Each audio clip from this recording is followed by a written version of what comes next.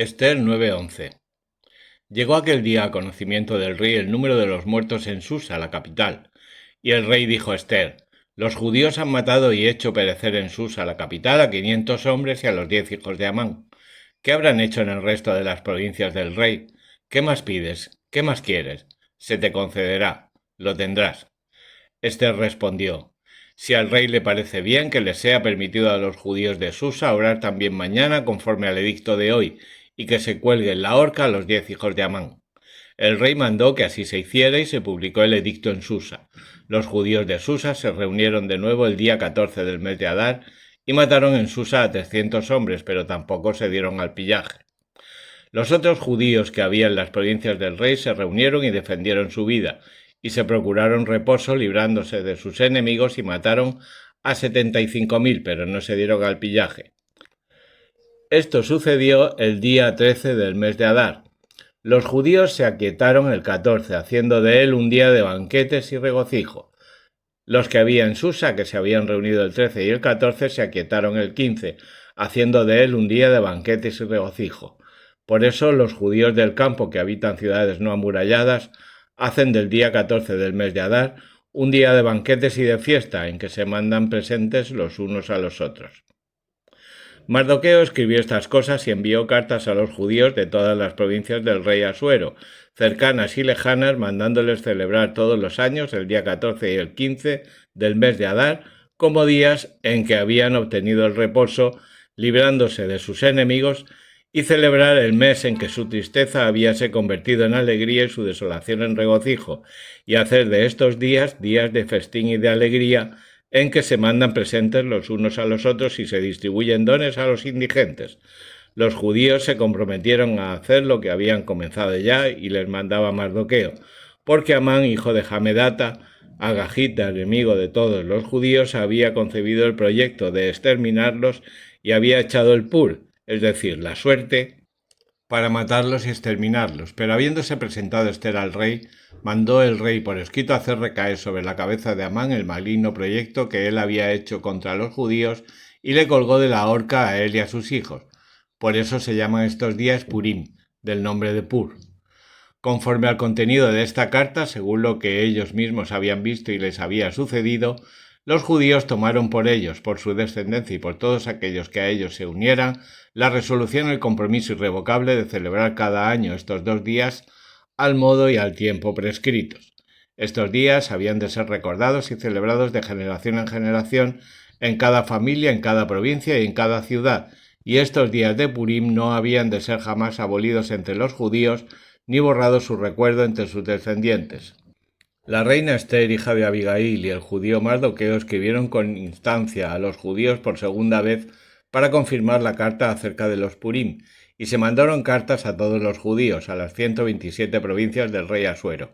Contenían palabras de paz y fidelidad, prescribiendo los días de Purim al tiempo fijado, como el judío Mardoqueo y la reina Ester los habían establecido para ellos y para toda su posteridad, con ocasión de su ayuno y sus clamores. Así, la orden de Ester confirmó la institución de los Purim, y esto fue escrito en el libro. Ester 10:5. Y dijo Mardoqueo: Del Señor viene esto. Recuerdo en efecto el sueño que acerca de estos sucesos tuve, de los cuales ninguno ha quedado sin cumplimiento. La fuentecilla que se convirtió en río de muchas aguas y la lucecita convertida en sol. El río es Ester, a quien el rey tomó por esposa, haciéndola reina. Los 2 dragones éramos yo y Amán, y las naciones son las que se juntaron para acabar con el nombre judío. Mi pueblo es este mismo Israel, los que clamaron a Dios y fueron salvos. Salvó el Señor a su pueblo y nos sacó de todos estos males, haciendo señales y prodigios grandes, cuales no se vieron entre las naciones. Por esto estableció 2 suertes, una para el pueblo de Dios y otra para todas las otras naciones. Y estas 2 suertes han llegado a su hora y tiempo, es decir, en el día del juicio delante de Dios. Y se acordó el Señor de su pueblo y salió por la causa de su heredad. Por esto serán celebrados por ellos estos días en el mes de Adar, los días 14 y 15 del mes, con grande concurso, alegría y exaltación delante de Dios, de generación en generación para siempre, en el pueblo de Israel. El año 4 del reinado de Ptolomeo y Cleopatra, Dositeo, que se decía sacerdote y levita, y Ptolomeo su hijo, trajeron la presente epístola sobre los Purim, que dicen ser auténtica y haber sido traducida por Lisímaco el de Ptolomeo, vecino de Jerusalén. Ester 10. El rey Asuero impuso un tributo a la tierra y a las islas del mar. Todos los hechos concernientes a su poderío y a sus hazañas y los pormenores de la grandeza que elevó a Mardoqueo no están escritos en el libro de las crónicas de los reyes de los medos y de los persas. Pues el judío Mardoqueo era el primero después del rey Asuero, muy considerado entre los judíos y amado de la muchedumbre de sus hermanos. Buscó el bien de su pueblo y habló para el bien de su raza. Primer libro de los Macabeos. Primero de Macabeos 1. Alejandro, hijo de Filipo Macedonio y el primero que reinó en Grecia, partiendo del país de Macedonia, venció a Darío, rey de los persas y los medos, y reinó en lugar suyo.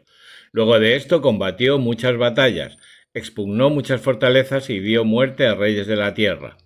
Atravesándola hasta sus confines, se apoderó de los despojos de muchas naciones, y la tierra se le rindió.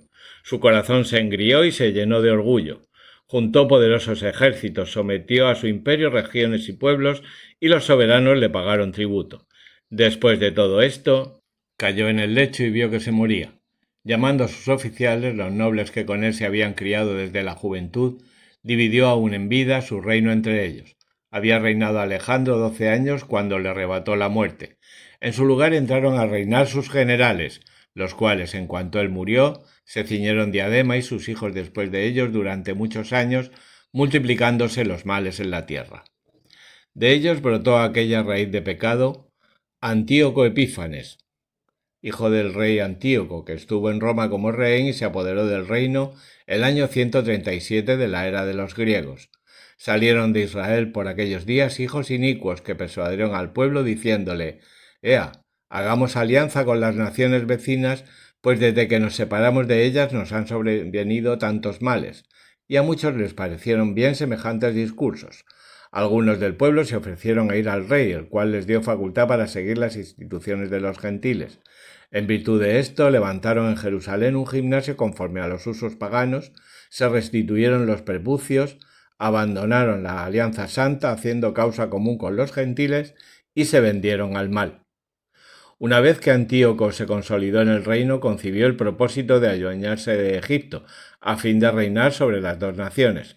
Entró en él con un poderoso ejército, con carros, elefantes y jinetes, y con una gran flota, e hizo la guerra a Ptolomeo, rey de Egipto. Atemorizado, éste huyó ante él, y fueron muchos los que cayeron heridos. Antíoco se apoderó de las ciudades fuertes de Egipto y volvió cargado de despojos.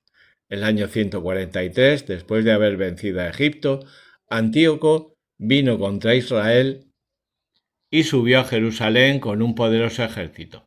Entró altivo en el santuario, arrebató el altar de oro, el candelabro de las luces con todos sus utensilios, la mesa de la proposición, las tazas de las libaciones, las copas, los incensarios, la cortina, las coronas, y arrancó todo el decorado de oro que cubría el templo. Se apoderó asimismo de la plata, del oro y de los vasos preciosos, y se llevó los tesoros ocultos que pudo hallar, y con todo se volvió a su tierra. Hicieron sus gentes gran matanza y profirieron palabras insolentes. Un gran duelo se levantó en Israel y en todos sus lugares, y se lamentaron los príncipes y los ancianos. Las doncellas y los jóvenes perdieron su vigor y palideció la belleza de las mujeres. Todos los novios entonaron lamentaciones e hicieron duelo los que se sentaban en el lecho nupcial. Se conmovió la tierra por la consternación de sus moradores, y toda la casa de Israel quedó cubierta de confusión. Pasados 2 años envió el rey al jefe de los tributos a las ciudades de Judá y a Jerusalén con numerosas tropas, y con falsía les habló palabras de paz en las que ellos creyeron, pero de repente se arrojó sobre la ciudad, causando en ella gran estrago y haciendo perecer a muchos del pueblo de Israel. Saqueó la ciudad y la incendió y destruyó sus casas y los muros que la cercaban. Llevaron cautivas a las mujeres y a los niños y se apoderaron de los ganados. Edificaron en torno a la ciudad de David un muro alto y fuerte y torres también fuertes, convirtiéndola en ciudadela. La guarnecieron de gentes impías, hombres malvados que en ella se hicieron fuertes. La aprovisionaron de armas y vituallas y juntando los despojos de Jerusalén, los depositaron en ella, viniendo a ser para la ciudad un gran lazo. Fue una asechanza para el santuario, una grave y continua amenaza para Israel. Derramaban sangre inocente en torno del santuario y lo profanaron. A causa de ello subían los moradores de Jerusalén, que vino a ser habitación de extraños. Se hizo extraña a su propia prole y sus hijos la abandonaron. Su santuario quedó desolado como el desierto, sus fiestas se convirtieron en duelo, sus sábados en oprobio y en desprecio su honor. A la medida de su gloria creció su deshonra y su magnificencia se volvió en duelo.